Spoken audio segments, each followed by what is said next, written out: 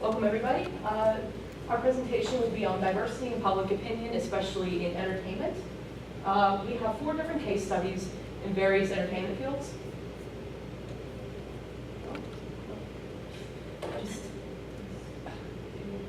There you go.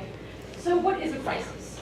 So Timothy Holmes says, crisis is a perception of an unpredictable event that threatens important expectancies of stakeholders and can seriously impact the organization's performance and generate negative outcomes. In crisis management, we have pretty much 4 different areas of it. Prevention, so preventing any risk of a crisis happening. Or preparation, which is if you know there is a risk of a crisis happening and you can only do so much for prevention, this is where you prepare for it to happen. 3 is the response phase of it, and that is when a crisis is happening and the organization has to respond to it. 4 is the revision stage, so this is after the crisis is finished, and this is where the organization looks at what they did, how they responded, and how they will fix it for the future. So I am on Nintendo. In their corporate social responsibility report in 2015, it showed that only about 30% of their 5,000 employees internationally are female. So we have Nintendo, which is one of the biggest video game companies in the whole entire world.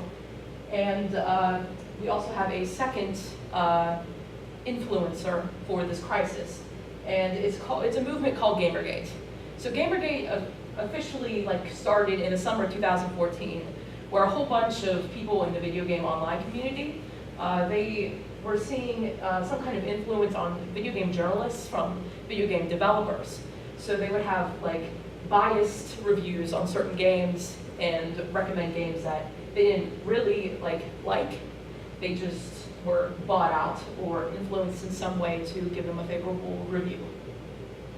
So March 30th, 2016, Nintendo fired a marketing team member called Allison Rapp. Well, Allison Rapp has a very dedicated following on Twitter. And she talked about her termination from the company on the day that it happened. And the few weeks prior to her termination, she has been getting tons of harassment from people from the Gamergate movement, which have turned to a sort of sexist movement against people that identify as female in the video game industry. So she had received death threats, threats on her job, threats on her family, and anything pertaining to the destruction of her life. She even had local authorities be involved in it. She had a plan with her family and everything. And people knew about this through Twitter because she would deal with these people through Twitter.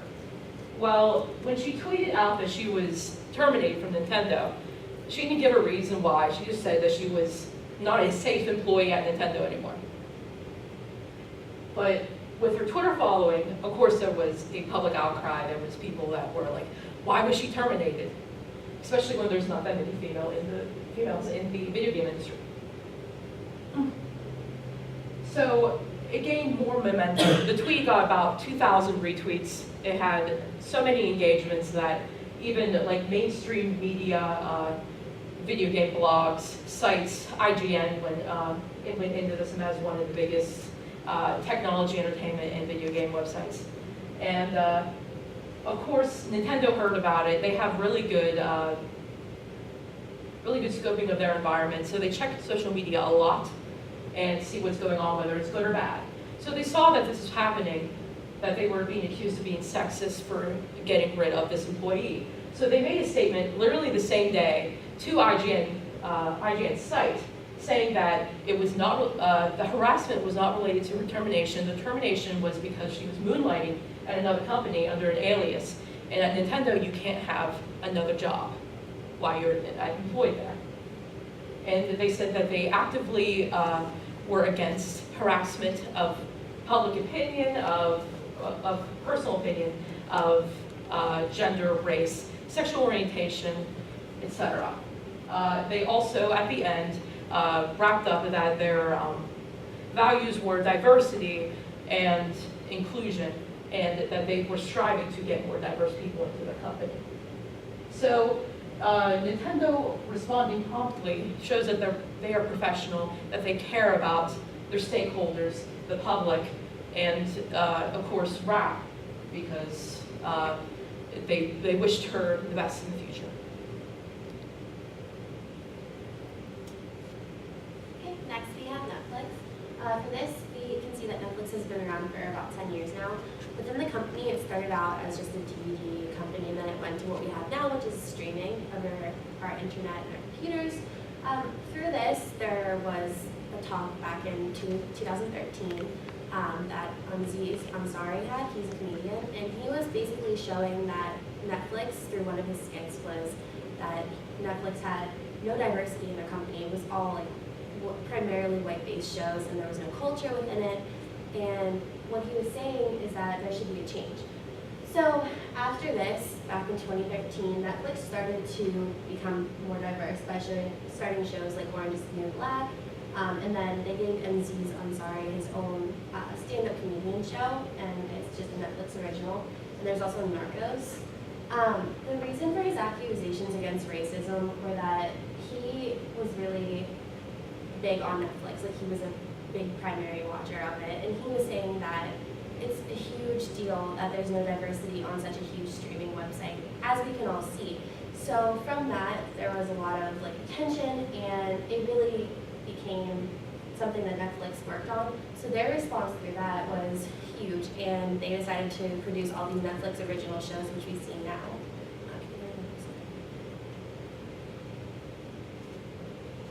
And also there was a lack of community within Netflix. It generally aims to promote shows that provide a sense of family and non-violence, and this was back before they made a change. And the racial diversity wasn't seen before shows, like I mentioned before. So their response was pretty slow because it took a while to get these shows where they needed to be and put them up to standards that people around the world could see that Netflix has a huge diversity now. They transitioned into more family-based shows, but there are diversity within those as well. And also, it tends to respond, they try to respond more by also including the LGBTQ community. They have now a category specifically for lesbian and gay category on there. So that's basically what happened with Netflix. Okay, so I focused on the Academy Awards known as the Oscars. The Academy of Motion Picture Arts and Sciences recently underwent a big lack of racial diversity issue that has been largely discussed on social media as well as news outlets. They have had many complaints from fans as well as members, which really put them at a big risk of losing many of their supporters. Today, the Academy the Academy is one of the most famous movie-related organizations, and they have a membership of more than 6,000 of the most accomplished men and women in cinema. Of these 6,000 members, only 6% of them are seen as other, whereas 94% are white.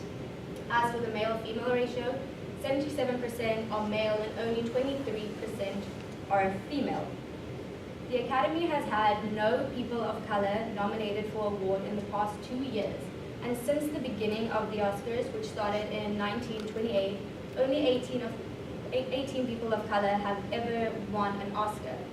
And over the past 5 years, only 9 people of color have ever been nominated for award compared to the 98 white people that have been nominated.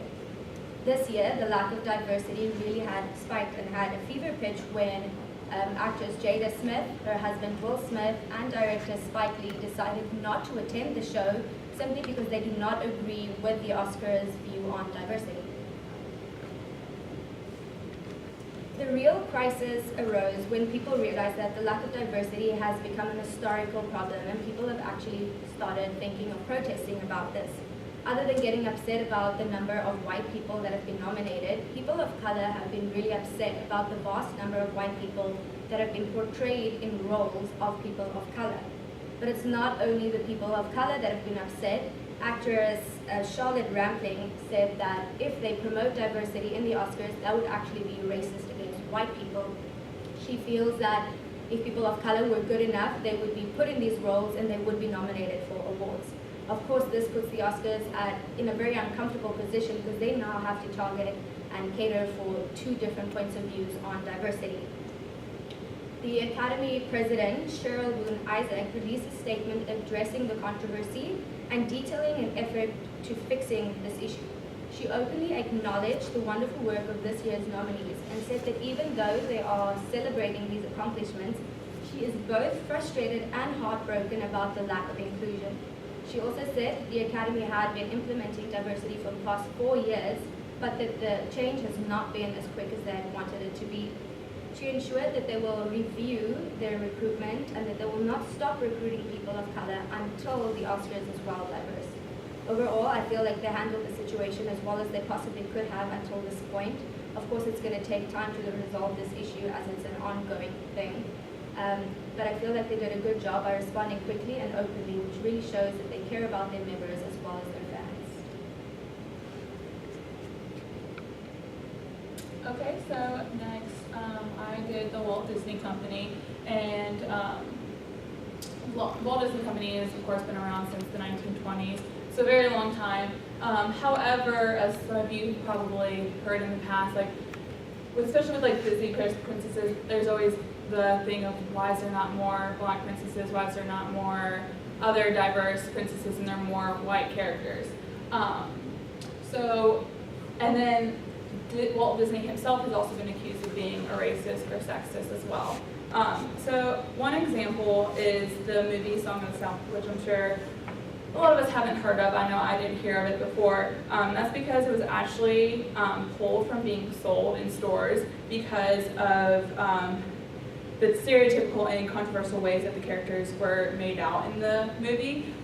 It's based off of these old tales of Uncle Remus, and Disney actually felt that they were his favorite stories growing up, and he felt that they were authentic American folktale stories, so that's why he wanted to create a movie about it.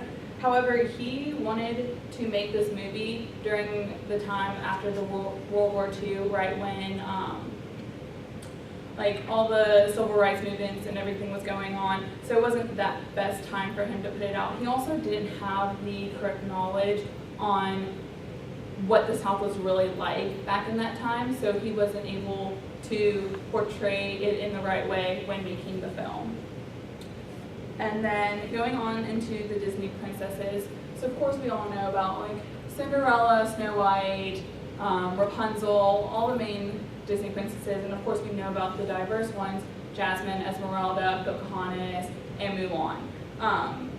A blog was put out actually last year, May 2015. A blog, actually it was last year, yeah. So a blogger had to defend a picture that he posted of three princesses and one queen. It was Rapunzel, Anna, Elsa, and then Merida, and it was basically representing all the different seasons. But a woman actually commented on it, making a racist comment against Disney. And he actually responded. His response was really well, minus a few choice words. His response was basically explaining to the woman the background of each Disney princess and why those princesses are of Caucasian descent. Basically stating that, Anna and Elsa came from, I think it was Switzerland, and the majority of their population is of white nationality. And of course, Merida with being Irish and Rapunzel being European. And so he also made the claim, he's they're not gonna, these are what they're based off of, they're not gonna make them a different nationality than what the story was, and that Disney didn't do that with Mulan, Pocahontas, Jasmine, or Esmeralda. They didn't make those characters white. They left them with their true nationality. So Disney's response time, I would say it's been a slow process just because this has been going on since they have become a company for the most part. However, they do make sure that when the issue is brought up, that they defend their company and make sure that it's not a constant problem and it's just more public opinion. Of course, like I said, they do the background of the princesses and explain why those are what they are. In May 2015, at a conference for the movie Inside Out, John Lasseter, who is the Disney Animation Studios and Pixar chief, he made a comment or statement saying that, basically saying that Disney is working and wants to have more diverse characters in their storylines, and they are they are making that progress to have more. And actually next year, they are going to be, or actually this year, they are going to be introducing a Polynesian princess named Moana, and Disney and Pixar are really excited about that and to introduce more characters like her. So I thought that was really great that they're sticking to their core values, which are to have a diverse workforce in order to connect better with their guests and audiences. So Disney is really making a strive to better the diversity within their company. So in conclusion, all of these companies in the entertainment industry, you can tell, have had diversity issues, but they are making sure that they are going about it in the right way and making that issue better within their companies. Any questions? Thank you.